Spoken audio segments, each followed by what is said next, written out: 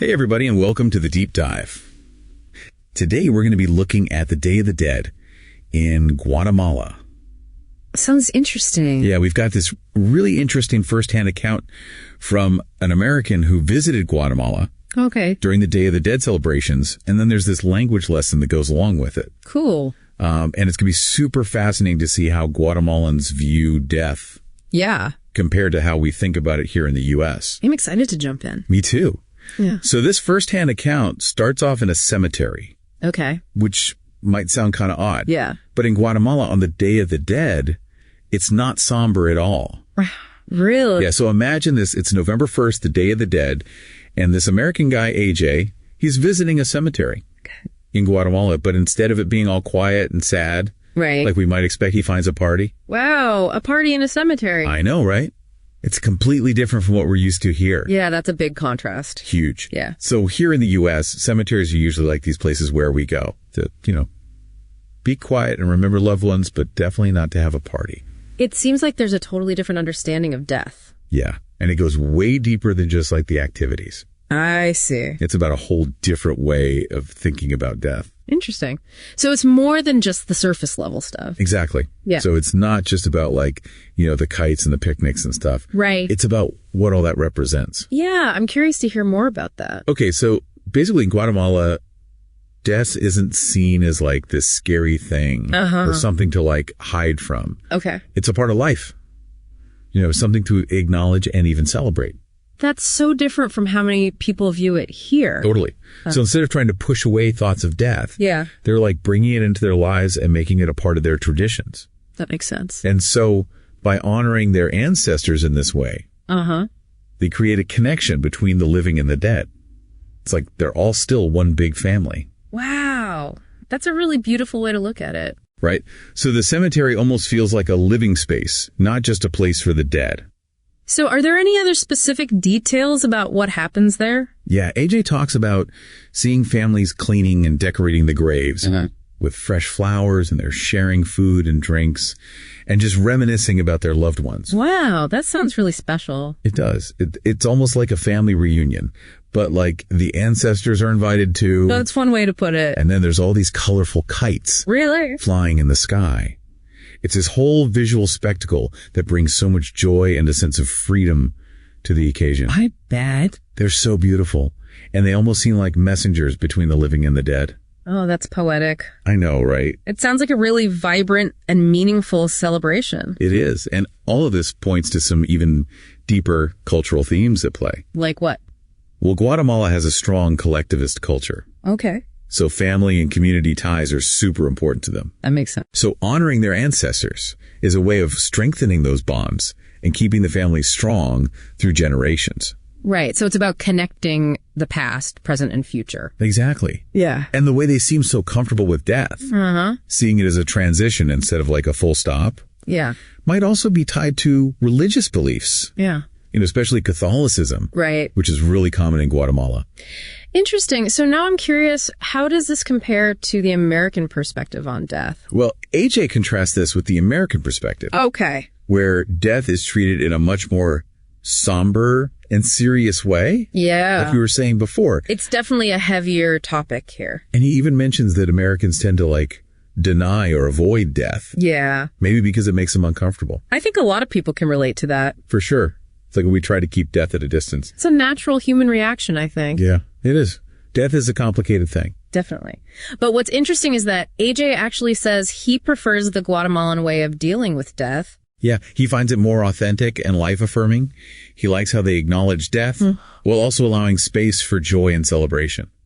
That's a unique perspective. It is. It's about celebrating the life that was lived, even as you grieve the loss. I see. So it's about finding a balance.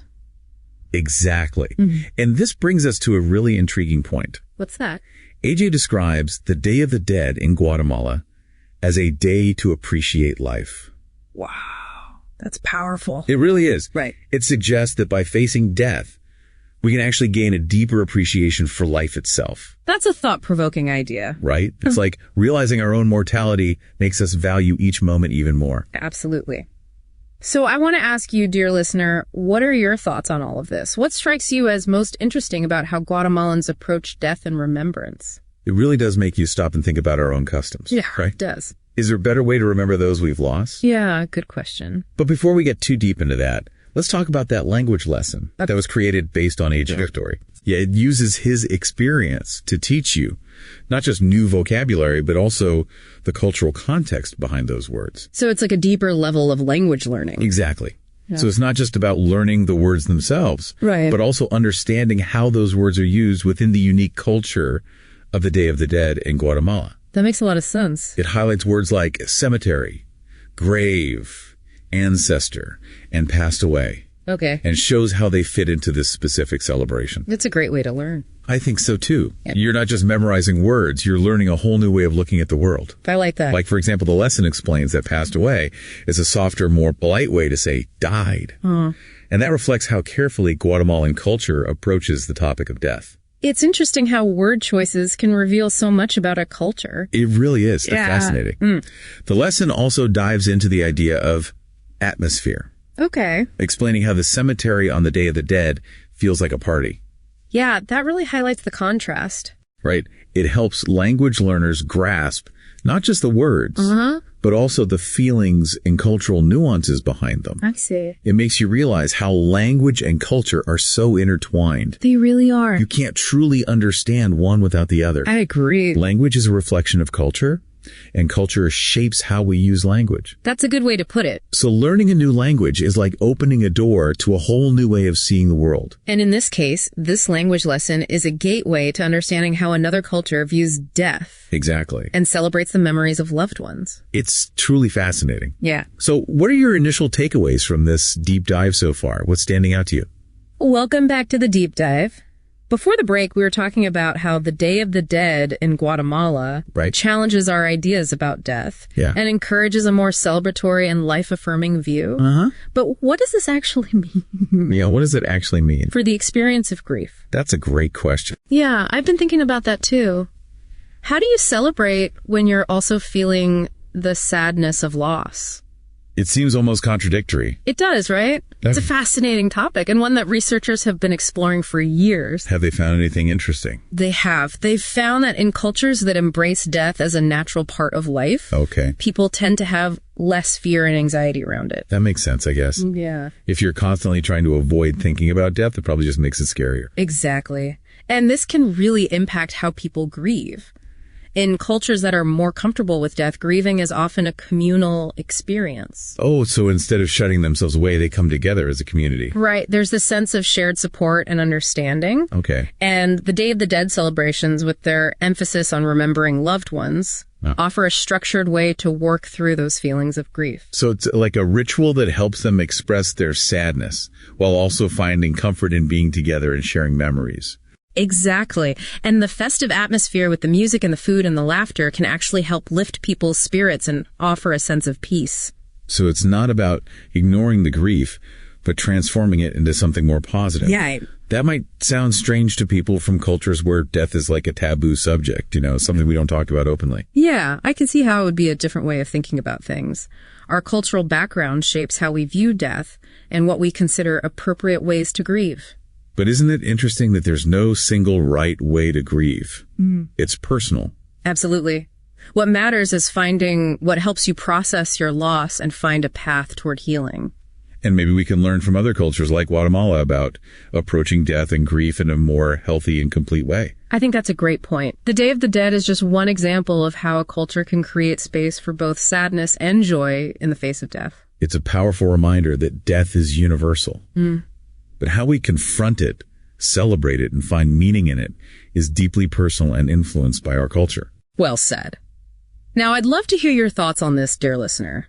How do you think our own culture shapes how we experience grief and remember those we've lost? Great question to reflect on. And while you do that, let's circle back to that language lesson. Okay. Based on AJ's firsthand account. Yeah. I was especially intrigued by how it uses his experience to teach not just vocabulary, but also cultural understanding. It's a clever approach, right? By learning words like ancestor grave and passed away within the context of the Day of the Dead. No. It's like you're not just getting definitions, but a glimpse into how another culture thinks about these concepts. Exactly. You're not just memorizing words. You're starting to see the world through a different lens. And that's what makes language learning so powerful. It's a doorway to understanding different cultures and viewpoints. It helps us step outside our own little bubbles and expand our understanding of the world. Now, one word that really jumps out from the lesson is somber. Right. AJ used that word to describe the atmosphere of cemeteries in the United States. And the lesson explains that somber means serious and not fun.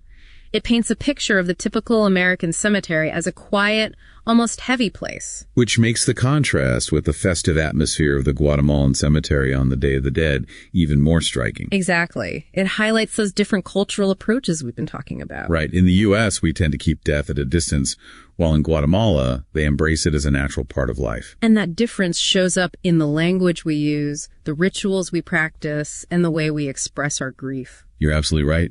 Even a single word like somber can tell us so much about a culture's values and beliefs. Language really is a window into culture.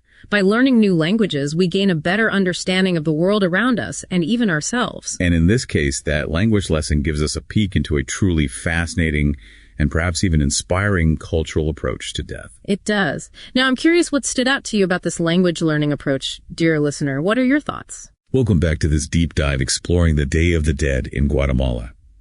It's been a fascinating look at how another culture views death and remembrance. It has. And, as we wrap up, I want to bring us back to something we talked about earlier. What's that? The idea that the Day of the Dead is actually a celebration of life. Oh, yeah. I love that idea. It's not just about remembering those who are gone, right, but also about cherishing the time we have with the people we love, both those still with us and those who have passed. Exactly. And it makes you think, if you could design your own celebration, okay, to remember loved ones who have passed away, what would it look like? That's a great question. Would it be a quiet, reflective gathering or a big, joyful celebration? Yeah, what kind of atmosphere would you create? It really makes you think, would there be music, food, storytelling? Would it be something personal and private or a big community event? Right. Would you draw inspiration from your own cultural traditions? Yeah. Or maybe borrow ideas from other cultures like the Day of the Dead in Guatemala? I think there are so many possibilities. And that's what I find so inspiring about all this. What do you mean? It's not about telling people the right way to grieve or remember. Yeah. But about opening their minds to new ways of thinking, challenging their assumptions, and encouraging them to really think about their own beliefs. You said it perfectly. This deep dive has hopefully given you a glimpse into a different way of approaching death and remembrance. Yeah. A way that might seem unfamiliar to some, but also holds a certain beauty and wisdom. It reminds us that death is something we all experience, but how we face it, celebrate it, and find meaning in it is deeply personal. For sure. And influenced by the culture we come from. And at the end of the day, it's about discovering what resonates with you personally, right, what helps you honor the memory of those you've lost, while also embracing the precious gift of life. That's a beautiful way to put it. And with that, we've reached the end of our deep dive into the Day of the Dead in Guatemala. We hope you enjoyed exploring this fascinating topic with us. Until next time, keep those minds curious and keep diving deep into the world around you.